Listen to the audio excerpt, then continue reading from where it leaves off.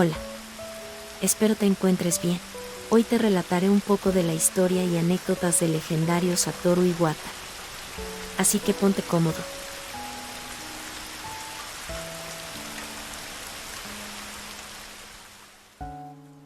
Satoru Iwata nació el 6 de diciembre de 1959 en Sapporo, Japón, hijo del alcalde de su distrito. Sin embargo, a pesar de que su padre se dedicaba a la política, Iwata se sintió atraído por la tecnología desde muy joven. Cuenta que su primer encuentro con los ordenadores fue durante sus años en la escuela secundaria de Hokkaido. Todos los domingos iba a la cercana estación de metro de Sapporo, donde había varios ordenadores públicos de pago por hora, y en ellos jugaba a un sencillo juego numérico titulado Game 31. Era una época tan temprana en el concepto de informática que las palabras microprocesador y ordenador personal no existían. Su interés por los juegos y los ordenadores seguiría a Iwata hasta el instituto, donde trabajó a tiempo parcial para ahorrar lo suficiente para comprar una calculadora Hewlett-Packard de 160,000 yenes. Hay que tener en cuenta que esto ocurrió a mediados de los 70, cuando el yen estaba en su punto más alto. El precio de esa calculadora hoy rondaría los $4,800. Esta calculadora venía con un lector de tarjetas magnéticas, que permitía leer y escribir programas sencillos. Gracias a esta función, Iwata empezó a crear juegos numéricos básicos que compartía con sus compañeros de clase. Ver a sus amigos disfrutar con los juegos que creaba le proporcionó a Iwata una gran alegría, y, a partir de ese momento, sintió que su camino en la vida estaba marcado. En 1978, Iwata empezó a asistir al Instituto Tecnológico de Tokio, donde estudió ingeniería e informática. El equivalente más cercano a un curso de programación de juegos en aquella época. Sin embargo, las clases que ofrecía la universidad no suponían un reto para Iwata. Así que en lugar de dedicar tiempo a estudiar en la escuela, Iwata solía ir a unos grandes almacenes locales, los primeros de Tokio en tener una sección entera dedicada exclusivamente a los ordenadores personales. Allí conoció a estudiantes con ideas afines con los que discutía sobre la creciente industria de la tecnología y los videojuegos. Este grupo acabaría convirtiéndose en un estrecho círculo de amigos y, en poco tiempo, formaron un club que evolucionaría hasta convertirse en una empresa llamada HAL Laboratories. Aunque Iwata no fue cofundador de la empresa, sí estuvo entre sus primeros empleados. Recuerda que solo había 5 personas trabajando allí cuando él se incorporó. El nombre HAL se eligió como guiño al superordenador antagonista de la película de Stanley Kubrick, 2001, Una Odisea del Espacio. Y porque las letras H, A y L le situaban un paso por delante de la empresa informática de nombre IBM. Sin embargo, a pesar de este nombre tan elevado, la empresa tuvo unos comienzos mucho más humildes. Iwata y sus compañeros alquilaron un pequeño apartamento de una sola habitación que les sirvió de primera sede. Aunque estaba decidido y entusiasmado con los juegos y la programación, Iwata discutió con su familia sobre la decisión de unirse a una empresa tan pequeña y poco probada. Su padre, que había sido elegido alcalde de la ciudad portuaria de Muroran, veía con especial desagrado la trayectoria de Iwata. La conversación acabó con el anciano Iwata negándose a hablar con su hijo durante 6 meses. Iwata razonó una vez.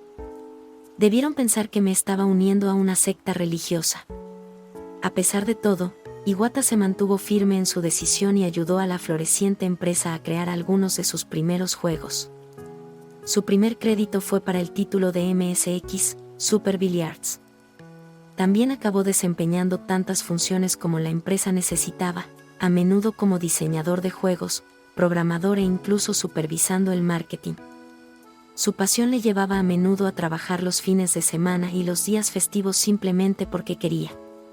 La destreza de Iwata en programación y diseño le granjeó el respeto de sus compañeros, y no tardó en ascender al puesto de coordinador de producción de software en 1983. Tras el anuncio y lanzamiento de la Nintendo Family Computer, o Famicom, el equipo de HAL se sintió inmediatamente atraído por el dispositivo. Iwata era un experto conocedor de los entresijos de la Famicom. La consola compartía componentes con la Commodore PET. una consola en la que trabajó mientras estudiaba en la universidad. HAL se puso en contacto con Nintendo en busca de una colaboración, e Iwata viajó personalmente a la sede central de Kioto y se reunió con la empresa. Aunque esto podría haber intimidado a otros, Iwata confiaba en sus capacidades. En una ocasión afirmó que creía que podía escribir mejor código para la NES que incluso los ingenieros de EAD de Nintendo. O que podía escribir el código más rápido y compacto. Los directivos de Nintendo vieron potencial en Iwata y HAL, y acabaron contratando a la empresa para que les ayudara en el desarrollo de Pinball, un título que se estaba retrasando. El trabajo se completó rápidamente, y el título salió a la venta en Japón el 2 de febrero de 1984. Pinball marcó el comienzo de muchas de las primeras colaboraciones entre Nintendo y HAL. Durante esta época, Iwata trabajó en muchas de ellas, como Balloon Fight, NES Open Tournament Golf, y la adaptación para Famicom de Joust, en 1987, por nombrar solo algunas. Al poco tiempo, HAL tuvo la oportunidad de crear una IP propia. Iwata decidió que la empresa debía centrarse en crear un juego para principiantes. Un título tan sencillo que cualquiera pudiera cogerlo y jugar, pero lo suficientemente desafiante como para divertir a los jugadores más acérrimos. Aceptó propuestas de todos los miembros de la empresa y eligió una idea titulada Twinkle Popo, de un diseñador novato llamado Masahiro Sakurai. La directiva de Iwata sobre la simplicidad acabó extendiéndose por todo el nuevo juego, desde el diseño de los niveles hasta la dirección artística, y acabó tomando la forma final de Kirby's Dream Land. El título salió a la venta el 27 de abril de 1992, en Japón y el 2 de agosto de 1992, en Norteamérica. Y ha vendido más de 5 millones de copias hasta la fecha. Dreamland fue un éxito para Nintendo y HAL, e inspiró numerosas secuelas y spin-offs a lo largo de los años. Desde entonces, Kirby se ha convertido en la mascota de facto de HAL. Sin embargo, a pesar del éxito de su nuevo juego y de su creciente relación con Nintendo, HAL cayó al borde de la quiebra en 1993. La empresa solo pudo ser rescatada gracias a la intervención de Hiroshi Yamauchi, entonces presidente de Nintendo, que ofreció ayuda a cambio de dos cosas: que HAL se convirtiera en desarrollador second party, exclusivo de Nintendo, y que Satoru Iwata se convirtiera en presidente de la compañía. HAL e Iwata aceptaron la oferta, que resultaría ser el gran punto de inflexión tanto para el desarrollador como para el hombre. La confianza de Yamauchi en Iwata no iba desencaminada. Sakurai recordaría más tarde sobre Iwata. Aunque no empezó en el campo de la gestión, leyó numerosos libros de gestión. Iwata sacó a la compañía de la bancarrota, sin perder su habilidad para la programación y el diseño, y a menudo intervino personalmente para salvar juegos del desastre. Uno de esos casos fue el de Mother 2 o Earthbound, como se conoció en Norteamérica, cuando Iwata, que actuaba como productor del juego, visitó a la desarrolladora Ape Incorporated, les dijo que si iban a seguir haciendo este juego así, tardarían 2 años. Le dijo al equipo que podía ayudarles, pero que tenían 2 opciones. Les explicó que si usaban lo que tenían ahora y lo arreglaban, tardarían 2 años, y que si empezaban de cero, tardarían medio año. El jefe del proyecto, Shigesato Itoi, y Ape Incorporated, aceptaron la oferta de Iwata, y desecharon lo que ya habían completado, y con la ayuda de Iwata, muchos de los problemas con los que se estaba encontrando el equipo se resolvieron en tan solo 1 mes. Fiel a su palabra, Iwata ayudó a completar el desarrollo de Earthbound en tan solo 6 meses. Otro título que se enfrentó a problemas en su desarrollo fue Pokémon Stadium de Game Freak. Pokémon Rojo y Verde tuvieron un desarrollo muy dificultoso, y el código de los juegos era complicado y frágil. Para empeorar las cosas, los programadores originales no habían dejado ningún documento de especificaciones, así que portar el sistema de batalla de Rojo y Verde Stadium estaba resultando increíblemente difícil para Game Freak. Aunque no trabajaba oficialmente en ninguna de las dos compañías, Iwata acabó actuando como intermediario entre ambas. También había colaborado en la localización al extranjero de Rojo y Verde, y había estudiado su código fuente para poder sugerir mejor los cambios, así que cuando se enteró de estas dificultades, Iwata intervino y portó él mismo la mecánica de batalla a Stadium en tan solo una semana. Cuando Shoji Morimoto, uno de los programadores originales de Pokémon Rojo y Verde, se enteró de los logros de Iwata, recordó haber exclamado: ¿qué clase de presidente de empresa es este? Cuando más tarde recordó esta experiencia, Iwata explicó que intervine simplemente porque sentía que, para todo el equipo de Nintendo, la mayor prioridad era no hacer nada que pudiera influir negativamente en el desarrollo de Pokémon Oro y Pokémon Plata. Así que me incorporé de forma natural al desarrollo de Pokémon. Su preocupación por el desarrollo de Pokémon Oro y Plata llevó finalmente a Iwata a colaborar también en el desarrollo de esos juegos. A Game Freak le preocupaba que su visión de los títulos no cupiera en el limitado espacio de memoria disponible para los cartuchos de Game Boy. Al escuchar estas preocupaciones, Iwata volvió a usar su talento para crear herramientas de compresión tan eficientes que permitieron a los desarrolladores duplicar el tamaño del mundo del juego. Cuando más tarde le preguntaron por estas herramientas, todo lo que Iwata tuvo que decir fue: bueno, estaba dispuesto a hacer lo que pudiera. Un último proyecto en el que Iwata se quedó personalmente fue un juego de lucha para 4 jugadores del creador de Kirby, Masahiro Sakurai, cuyo nombre en clave era Kakuto Gemu Ryu, o Rey Dragón, el juego de lucha. El joven desarrollador se dirigió a Iwata con esta idea, e inmediatamente recibió luz verde para trabajar en ella. Sin embargo, en aquel momento, HAL no tenía programadores disponibles para trabajar en el prototipo, así que Iwata asumió el papel, y se pasó los fines de semana programando las primeras versiones del juego. Después de que Sakurai tuviera dificultades para idear personajes originales para el título, se decidió utilizar los personajes preexistentes de Nintendo. Iwata y Sakurai ni siquiera estaban seguros de si recibirían la aprobación para usar los personajes, así que no pidieron permiso y siguieron adelante. Con una demo en la que aparecían Mario, Donkey Kong, Fox McCloud y Samus Aran. Este título acabó convirtiéndose en Super Smash Bros., que pasó a ser una de las franquicias de más éxito de Nintendo, todo gracias a que Iwata vio potencial en una idea y programó el prototipo. Como presidente de HAL, ha demostrado con frecuencia su valía como desarrollador y gestor. Y Hiroshi Yamauchi se había dado cuenta. En 2000, le ofreció a Iwata el puesto de jefe de la división de planificación corporativa de Nintendo y un puesto en el consejo de administración de la empresa. Una propuesta que Iwata aceptó. Durante los 2 años siguientes, intentó reducir los costes de la empresa y racionalizar la producción de sus juegos, incluso interviniendo una vez más para ayudar a salvar Super Smash Bros. Melee, de Masahiro Sakurai. Parecía que Melee no iba a llegar a su fecha de lanzamiento, así que Iwata revisó el código y corrigió varios errores él mismo. Todo en el plazo de solo 3 semanas. Más tarde, Iwata recordó el tiempo que pasó trabajando en el juego. Estaba allí mismo, sentado junto a los programadores en las trincheras, leyendo el código juntos, encontrando los fallos y arreglándolos juntos.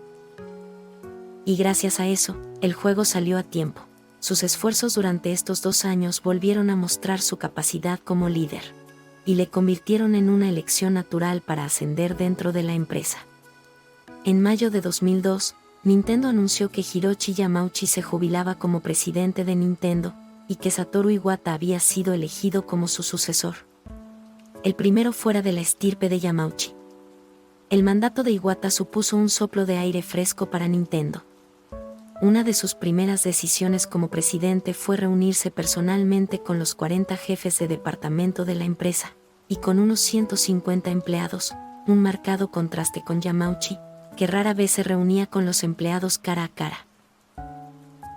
Mientras que Yamauchi tendía a tomar decisiones basadas en la intuición y la experiencia, Iwata se guiaba por datos y pruebas. Y quería que otros trabajaran a su lado para mantener la empresa bajo control. Para ello, promovió a Shigeru Miyamoto, a Genyo Takeda, a Yoshihiro Mori y a Shinji Hatano como representantes en el Consejo de Administración de Nintendo, equilibrando su propia posición. Sin embargo, a pesar de seguir siendo una empresa rentable, cuando Iwata fue ascendido a presidente, Nintendo empezaba a perder impulso en comparación con sus competidores. La GameCube estaba teniendo problemas de rendimiento, incluso después de que Iwata fomentara una productiva asociación con el editor japonés Capcom. También se había dado cuenta de que el interés del público por los videojuegos estaba disminuyendo. Para Iwata era cada vez más evidente que Nintendo necesitaba una nueva dirección. Iwata encargó un análisis de la industria que duró un año, y concluyó que apostar por el hardware más avanzado no era el camino más eficaz. Tal vez fuera una especie de reivindicación para Iwata, que ya en 2002 pensaba que los juegos se habían vuelto demasiado exclusivos, y que la industria estaba demasiado preocupada por la tecnología que había detrás de los juegos, en lugar de por los juegos en sí. Iwata supervisó el desarrollo de un nuevo hardware, que se centraba más en inventar formas nuevas e innovadoras de jugar, en lugar de intentar competir con la tecnología gráfica de vanguardia. Una dirección que Nintendo sigue siguiendo hasta el día de hoy. La primera pieza de hardware en la que influyó esta decisión fue la Nintendo DS. Una consola portátil con 2 pantallas, una de ellas táctil. Esto supuso un punto de inflexión para una Nintendo en apuros. La DS se convertiría en la segunda consola más vendida de todos los tiempos, con más de 154 millones de unidades vendidas. Tal y como deseaba Iwata, la DS atrajo a jugadores y no jugadores por igual, y títulos como Nintendox y Brain Age se convirtieron en éxitos. Era natural que Nintendo intentara emular este éxito con su próxima consola doméstica. Las conversaciones sobre una nueva consola comenzaron en 2003, después de que Yamauchi animara a Iwata a seguir desarrollando un producto revolucionario. Iwata, Miyamoto y Takeda mantuvieron varias reuniones para aportar nuevas ideas, y finalmente Takeda fue asignado para diseñar el nuevo hardware, con Iwata dándole la directiva de que tiene que gustarle a una madre. La empresa se arriesgó invirtiendo en nuevas entradas de control de detección de movimiento, basadas en acelerómetros, en lugar de pantallas gráficas más potentes.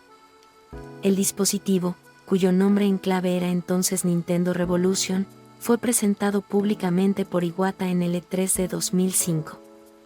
Quien lo sacó del bolsillo de su chaqueta, y lo sostuvo por encima de su cabeza para destacar su pequeño tamaño y su diseño ligero. La compañía decidió esperar hasta el Tokyo Game Show de ese mismo año para desvelar el mando a distancia y el nunchuk de la consola. Y en abril de 2006 se reveló el verdadero nombre, Nintendo Wii. A pesar de las reacciones encontradas que suscitó el diseño, Nintendo se mantuvo firme en su decisión. En 2006, Iwata dijo que los videojuegos están hechos para hacer una cosa: diversión. Diversión para todos. E insistió en que el diseño del mando a distancia haría que el dispositivo fuera inmediatamente accesible. A pesar de las dudas iniciales, la Wii se lanzó a finales de 2006 con un éxito increíble, vendiendo más de 100 millones de unidades durante su vida útil. Pero aún más, Nintendo y su consola crearon una nueva tendencia en el sector, marcando el camino a seguir para que las empresas experimentaran con el control por movimiento y otras entradas únicas para sus videojuegos. Iwata y su visión de una revolución cambiaron lo que significaba ser un jugador, abriendo la etiqueta a cualquiera que quisiera jugar.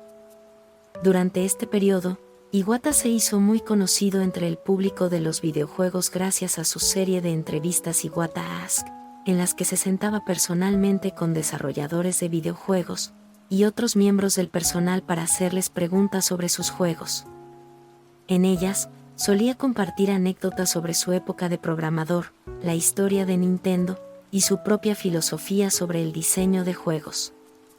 Además, se hizo aún más reconocible por su aparición en los Nintendo Directs, una serie de presentaciones online que la compañía comenzó a emitir en 2011. Aunque las Directs se utilizaron como medio para anunciar nuevos juegos y mostrar la jugabilidad, Iwata las abordó con la misma creatividad que utilizaba en el resto de sus proyectos, actuando ocasionalmente en sketches con otros ejecutivos y empleados de Nintendo. Estas presentaciones tuvieron un gran éxito y, desde entonces, han sustituido a las tradicionales ruedas de prensa como principal método de Nintendo para presentar sus juegos al público. Nintendo prosperó bajo la dirección de Iwata durante la mayor parte de su mandato. Y las nuevas versiones de la Wii y de la Nintendo DS se vendieron espectacularmente. Sin embargo, un marketing deficiente y el escaso apoyo de terceros hicieron que su consola más reciente, la Wii U, tuviera problemas desde su lanzamiento. Este lento comienzo supuso que la compañía empezara a tener pérdidas en 2013. Pero Iwata se negó a que esto afectara negativamente a sus empleados. Para protegerlos de los despidos, él mismo se redujo el sueldo a la mitad y se negó rotundamente a despedir a nadie, ya que consideraba que eso dañaría la moral de los empleados. A pesar de ello, las cosas no hicieron más que empeorar. En 2014, se le descubrió un tumor canceroso en el conducto biliar, por lo que tuvo que ser operado de inmediato. Esto obligó a Iwata a perderse una aparición prevista en el E3 2014, lo que causó gran preocupación entre la comunidad de jugadores. Fans y colegas enviaron sus mejores deseos. Su recuperación fue lenta y difícil, pero a pesar de ello nunca perdió la sonrisa ni la serenidad. Incluso decidió actualizar públicamente su Mi, para reflejar el peso que había perdido durante su enfermedad. En junio de 2015, Iwata no pudo asistir de nuevo al E3 debido a su estado de salud. Posteriormente, fue hospitalizado una vez más debido a complicaciones derivadas de su enfermedad. Aunque esto no le impidió continuar con su trabajo. Incluso en el hospital, Iwata intercambiaba ideas con Tsunekazu Ichihara sobre el juego que acabaría convirtiéndose en Pokémon Go. Sin embargo, el público no comprendía la gravedad de su estado. Y tristemente, el 11 de julio de 2015, Satoru Iwata falleció. Al día siguiente, la noticia de su fallecimiento se extendió por toda la industria, con fans, medios de comunicación, e incluso competidores llorando por partes iguales. Iwata fue enterrado el 16 de julio de 2015, y a su funeral asistieron miles de personas.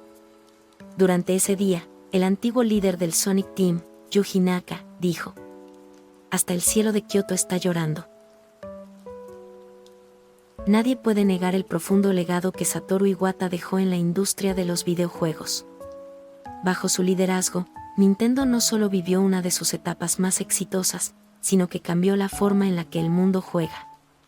Abrió las puertas a una nueva generación de jugadores. Personas que nunca antes se habían sentido parte de este mundo. Y lo hizo con una visión clara, que jugar debía ser para todos. Pero Iwata no solo fue un líder visionario. Fue un programador brillante, una mente creativa detrás de algunos de los juegos más célebres y entrañables de todos los tiempos. A pesar de sus contribuciones inmensas, él rechazaba los elogios. "Solo hago mi trabajo".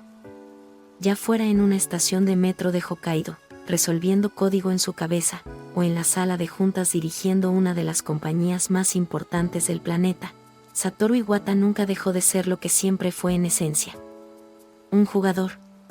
Y quizás, esa es la razón por la que su legado trasciende consolas, generaciones y tecnologías. Porque no solo creó videojuegos. Nos recordó por qué jugamos. Y por eso, siempre estará con nosotros, en cada partida, en cada sonrisa, en cada "una vez más". Gracias por todo, Iwata-san. Y gracias a ti por ver este video. Si te gustó, no olvides dejar tu like, compartirlo y suscribirte para más contenido como este. Buenas noches.